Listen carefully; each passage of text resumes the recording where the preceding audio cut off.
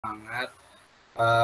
Kami dari kelompok 9 beranggotakan saya sendiri, Sadariatno, terus ada teman saya, Sela Novianti. Saya mau pastikan dulu, Sela ya. Yang nggak ada siapa yang nggak ada? Ada semua Pak, tapi biar standby aja Pak. Siapa aja? Sela Novianti. Iya, terus? Saya. Via Indriani. Mana? Saya Pak. Oh ya, terus siapa lagi? Sama Siti Arifania Saputri. Mana Siti Arifani? Hadir Pak. Oke ya, on kamera ya yang presentasi ya, soalnya saya mau buat video ya. Jadi materi kelompok 9 ini kami membahas penggunaan teknologi informasi dalam komunikasi bisnis dan mengapa kita perlu mempelajari komunikasi nonverbal. Nah, kita langsung aja. Kita pahami dulu definisi dari komunikasi ya, dari informasi. Jadi informasi ini sangat berhubungan erat dengan data. Nah, berhubungan erat dengan data.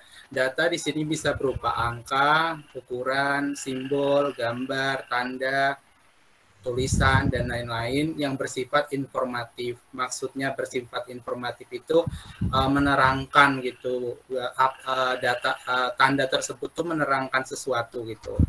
Terus pada dasarnya data ini bersifat fakta, kejadian, berita, fenomena yang dapat diolah menggunakan perhitungan atau analisis. Kemudian hasilnya nanti bisa di-share atau dipublikasikan gitu. Nah, berdasarkan pemahaman terhadap definisi data, bisa kita tarik kesimpulan bahwa definisi dari informasi adalah informasi merupakan hasil dari pengolahan data atau data yang telah mengalami pengolahan yang memberi makna, berguna atau bermanfaat dan merupakan bahan pembuat keputusan. Terus lanjut ciri-ciri dari informasi. Yang pertama, informasi itu harus akurat. Maksudnya informasi yang mencerminkan keadaan yang sebenarnya. Terus yang kedua itu tepat waktu. Maksudnya ini tepat waktu ya, mohon maaf.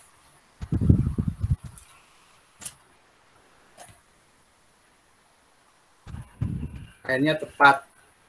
Maksudnya informasi harus tersedia atau ada pada saat informasi tersebut dibutuhkan. Terus yang ketiga, relevan.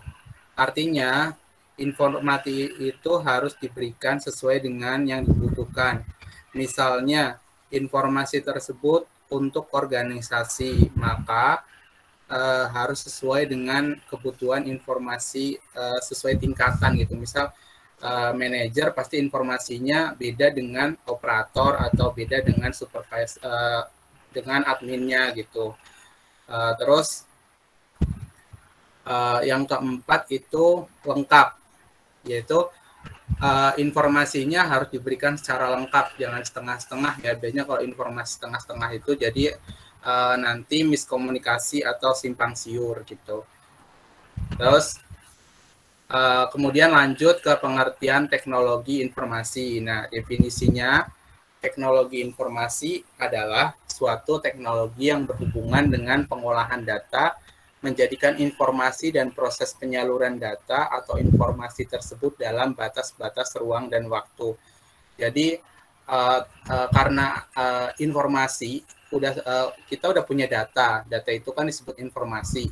Nah, menggunakan teknologi itu kita bisa ngirim tidak terbatas oleh ruang dan waktu. Jadi kita bisa kirim langsung ke Amerika gitu kan. Nggak seperti dulu harus surat berapa hari, berapa bulan gitu. Terus ini ada saya ambil satu pendapat pengertian teknologi menurut Huck and Ken. Teknologi informasi adalah seperangkat alat yang membantu Anda bekerja dengan informasi dan melakukan tugas-tugas yang berhubungan dengan pemrosesan informasi. Lanjut, ini fungsi teknologi informasi secara umum.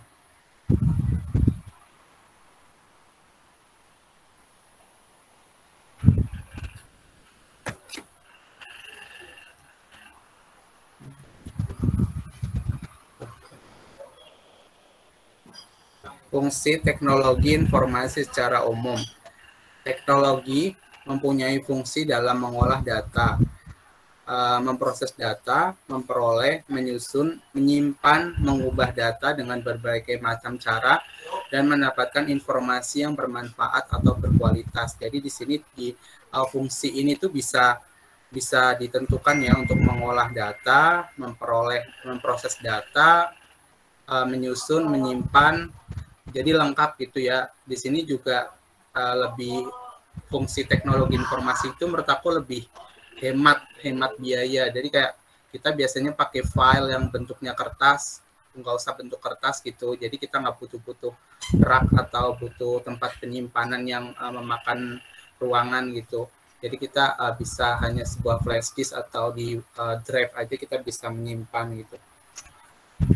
Terus selanjutnya akan disampaikan oleh Mbak Sylvia, silakan.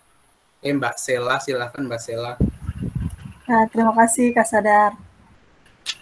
Selanjutnya ada hubungan antara teknologi informasi dan komunikasi bisnis. Teknologi informasi, komunikasi bisnis, secara sederhana hubungan antara keduanya adalah teknologi sebagai alat untuk berkomunikasi.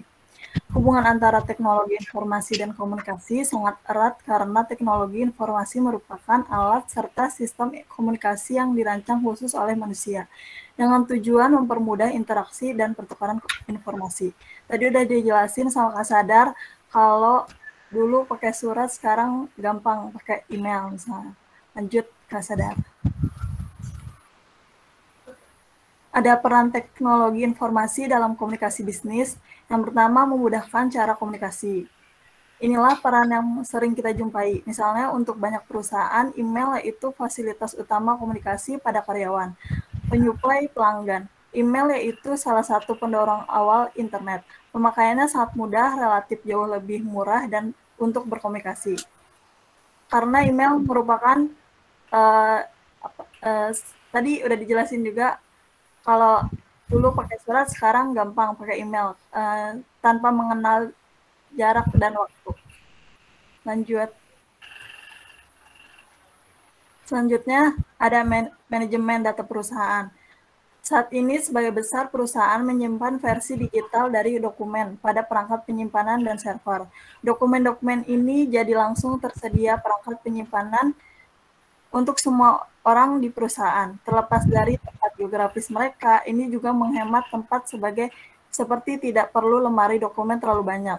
Jadi gampang, tadi kata Pak Sadar juga ada flash disk untuk menyimpannya. Lanjut di sini ada sistem informasi manajemen.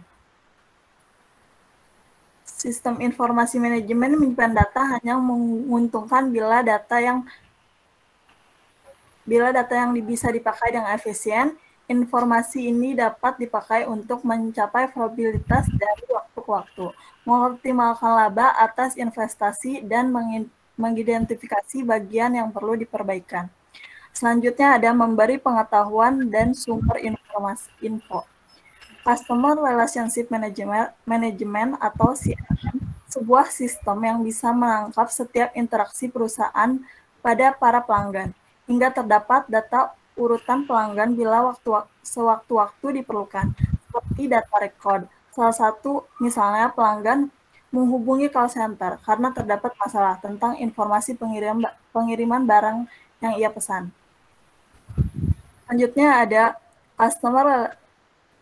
Selanjutnya ada kegiatan bisnis selama 24 jam. Adanya perubahan teknologi informasi sangat membantu para pembisnis untuk melakukan aktivitas jual beli selama 24 jam. Tidak seperti toko offline. Sekarang banyak toko online yang menyediakan 24 jam, misalkan kayak Shopee, Lazada, dan lain sebagainya. Yang segala aktivitasnya sangat dibatasi, karena offline itu segala aktivitasnya sangat dibatasi oleh ruang dan waktu. Contohnya belanja online kapan saja, bisa di mana saja, dan kapan saja. Lanjut. Dampak positifnya adalah pekerjaan semakin praktis, mudah mencari informasi, bisa dijadikan sarana hubungan, sarana berbagai file, perkembangan media semakin beragam, hemat biaya, tidak terbatas jarak dan waktu, memajukan dunia pendidikan. Selanjutnya akan dibacakan oleh rekan saya, Kak Sylvia. Terima kasih. Terima kasih, Kak Sela.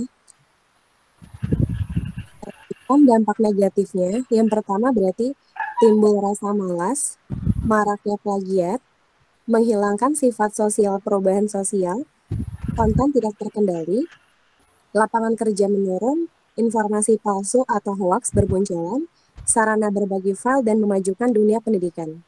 Lanjut, Kak Sadar. Keuntungan dari penerapan teknologi informasi menurut Sutarman 2009. Yang pertama ada speed. Speed di sini, komputer dapat mengerjakan sesuatu perhitungan yang kompleks dalam hitungan detik, sangat cepat, jauh lebih cepat dari yang dapat dikerjakan oleh manusia. Yang kedua ada konsistensi. Konsistensi di sini, hasil pengolahan lebih konsisten, tidak berubah-ubah, karena formatnya atau bentuknya sudah standar. Walaupun dilakukan berulang kali, sedangkan manusia sulit menghasilkan yang persis sama. Yang ketiga ada precision atau ketepatan, yaitu komputer tidak hanya cepat, tetapi juga lebih akurat dan tepat atau presisi. Komputer di sini dapat mendeteksi suatu perbedaan yang sangat kecil, yang tidak dapat dilihat dengan kemampuan manusia, dan juga dapat melakukan perhitungan yang sulit. Yang keempat ada reliability atau keandalan. Keandalan di sini yang dihasilkan lebih dapat dipercaya dibandingkan dengan dilakukan oleh manusia. Kesalahan yang terjadi lebih kecil kemungkinannya jika menggunakan komputer. Lanjut, Kak Sadar. Materi yang kedua, mengapa kita perlu mempelajari komunikasi nonverbal? Pengertian komunikasi nonverbal di sini yaitu bentuk komunikasi yang tidak melibatkan kata-kata. Sebaliknya, jenis komunikasi ini menggunakan bahasa tubuh seperti semacam ekspresi wajah, gerak tubuh, dan postur. Nah, komunikasi nonverbal yaitu respon otomatis terhadap situasi, sehingga Anda akan melakukannya secara tidak sadar. Komunikasi nonverbal pun juga akan mempengaruhi begitu banyak keterampilan komunikasi kata. Komunikasi ini pun juga dapat mendukung atau bahkan dapat menghancurkan niat yang sebenarnya ingin kita ungkapkan. Menurut pendapat ahli, yang pertama menurut Aditya Warman. Menurut Aditya Warman, komunikasi nonverbal itu merupakan suatu komunikasi yang tidak menggunakan kata-kata. Menurut Raspberry, komunikasi nonverbal yaitu suatu tindakan dan perilaku manusia yang memiliki makna. Sedangkan menurut Atep Adia Barata, komunikasi nonverbal adalah suatu jenis komunikasi. Di sini yang diungkapkan lewat objek di setiap kategori lainnya atau the object language, komunikasi menggunakan gerak atau gestur sebagai sinyal atau sign language, serta komunikasi melalui tindakan atau gerakan tubuh manusia atau disebut action language. Sedangkan menurut Mark L. Knapp, komunikasi nonverbal adalah semua peristiwa komunikasi di luar kata-kata terucap dan tertulis. Selanjutnya, fungsi komunikasi nonverbal. Yang pertama ada reinforcement, yaitu kita di sini fungsi ini berarti Anda dapat menggunakan komunikasi nonverbal untuk menduplikasikan dan mendukung pesan verbal. Fungsi ini membuat pesan lisan lebih jelas sehingga dapat menghindari kesalahpahaman. Yang kedua, substitusi, yaitu ada kalanya komunikasi nonverbal cukup untuk mengirim pesan, itu bisa lebih ekspresif dan bermakna daripada kata-kata. Dalam banyak kasus, komunikasi nonverbal itu lebih mudah untuk dilakukan dan dipahami. Yang ketiga, kontradiksi. Kontradiksi yaitu menolak pesan verbal atau memberikan makna lain terhadap pesan verbal. Komunikasi verbal dan nonverbal adalah dua sisi mata uang yang sama, tetapi mereka terkadang mengirim pesan yang berlawanan. Yang keempat ada aksentuasi, yaitu memberi penekanan pada sesuatu. Fungsi aksentuasi akan menambahkan intensitas atau kekuatan pada kata-kata tersebut. Yang kelima ada regulasi. Regulasi di sini berfungsi untuk membantu kita bergiliran dalam berbicara, tanpa menggunakan kata-kata sehingga kita tidak mengganggu orang lain. Selanjutnya akan dibacakan dengan Kak Siti Arifani.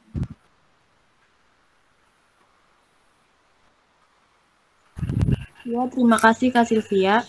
Selanjutnya, Mas Adar, next slide.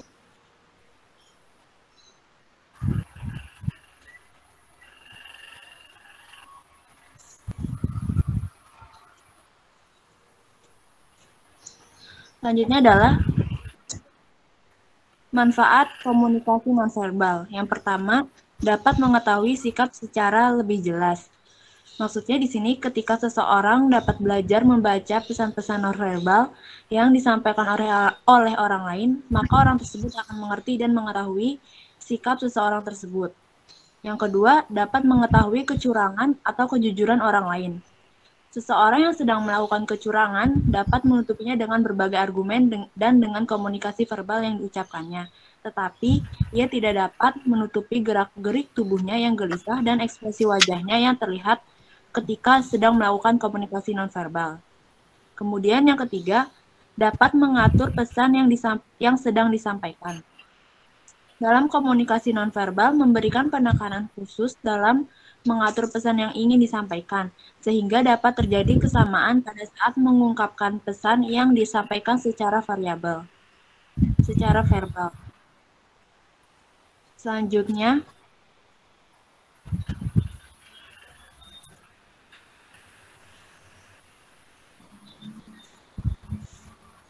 next slide, Mas Adar. Peran sinyal nonverbal. Yang pertama, melengkapi bahasa verbal. Hah? Belum, Mas.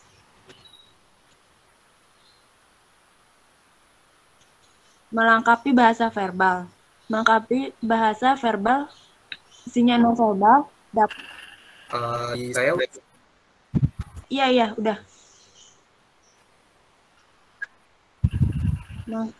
Dapat memperkuat pesan verbal. Saat sinyal nonverbal itu sesuai dengan kata-kata yang digunakan. Sinyal nonverbal juga dapat memperlemah pesan verbal saat sinyal nonverbal itu tidak sesuai dengan kata-kata yang digunakan atau mengubah kata-kata secara keseluruhan. Lalu yang kedua, mengungkap kebenaran. Sinyal nonverbal adalah mengungkap kebenaran. Orang-orang berpendapat bahwa berbohong dengan sinyal nonverbal akan jauh lebih susah. Lalu yang ketiga, menyampaikan pesan secara efisien, menyampaikan informasi secara efisien. Sinyal nonverbal adalah menyampaikan informasi secara efisien. Maksudnya adalah, sinyal nonverbal dapat menyampaikan nuansa dan banyak sekali informasi secara instan. Lanjut, next slide.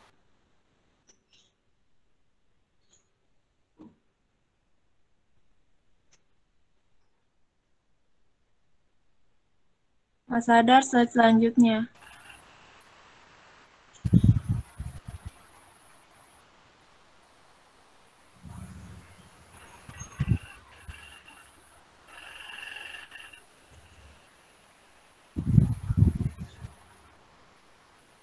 Belum muncul di aku.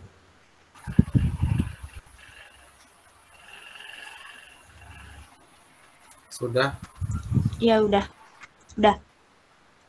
Contoh komunikasi nonverbal. Antara lain, ekspresi wajah, gestur, bahasa tubuh, sentuhan, dan penampilan. Lanjut.